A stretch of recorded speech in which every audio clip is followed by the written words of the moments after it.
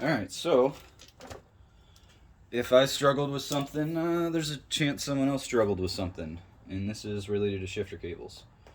So I have a K-Tune shifter, bought it in 2016, 2017.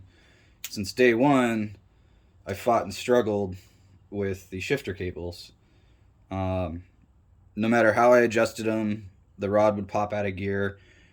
And so I screwed around with it, went back and forth with the company in 2017, and finally just gave up.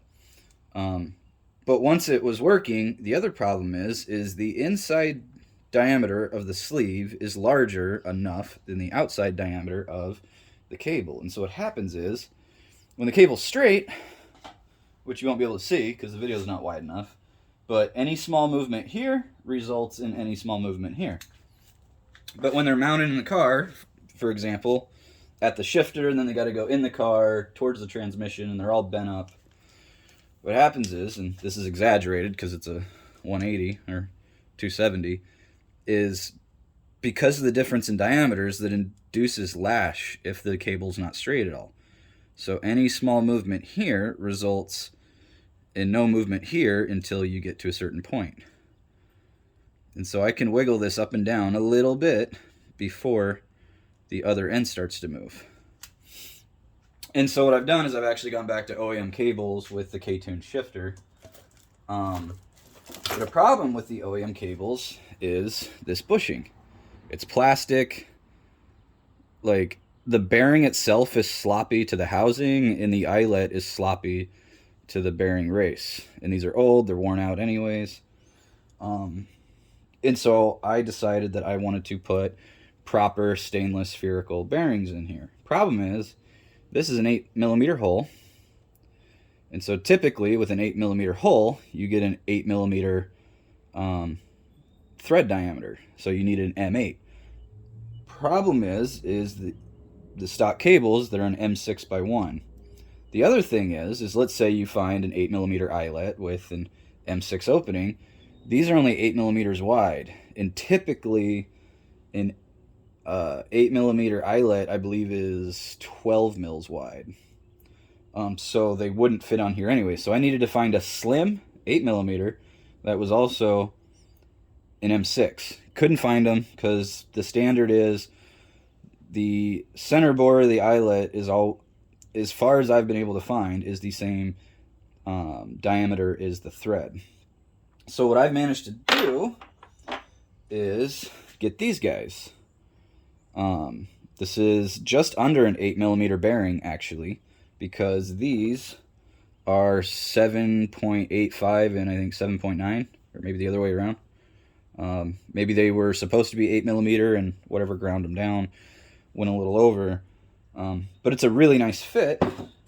And then I've also managed to get adapters for the thread. And so this is just a really simple upgrade to your factory shifter. This thing's super old. It's got 360,000 miles on it. And as far as compliance, there's zero compliance in this bearing. I haven't evaluated the lash in this yet. It hasn't really stuck out too much to be an issue, but I'll be looking at upgrading that too. But for now, these are completely solid. Zero movement axially. Whereas these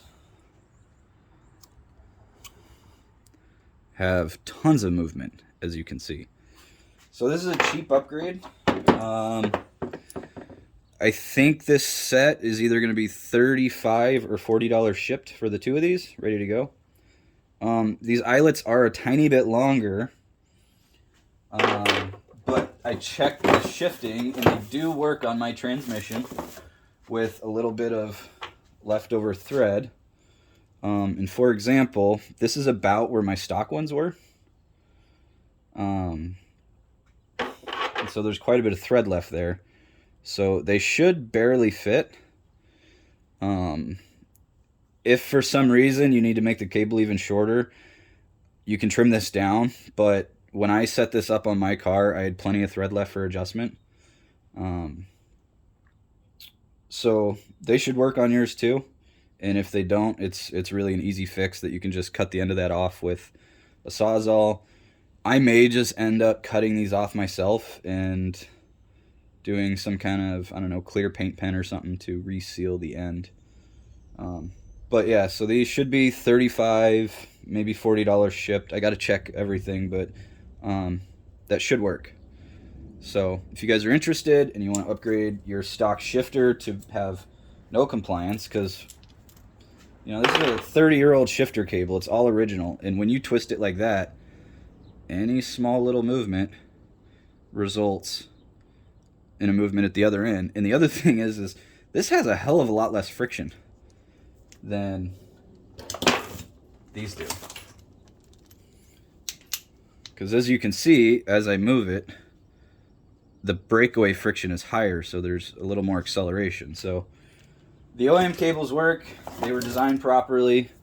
So this is just a simple, quick upgrade to take whatever's lash is left out of the system.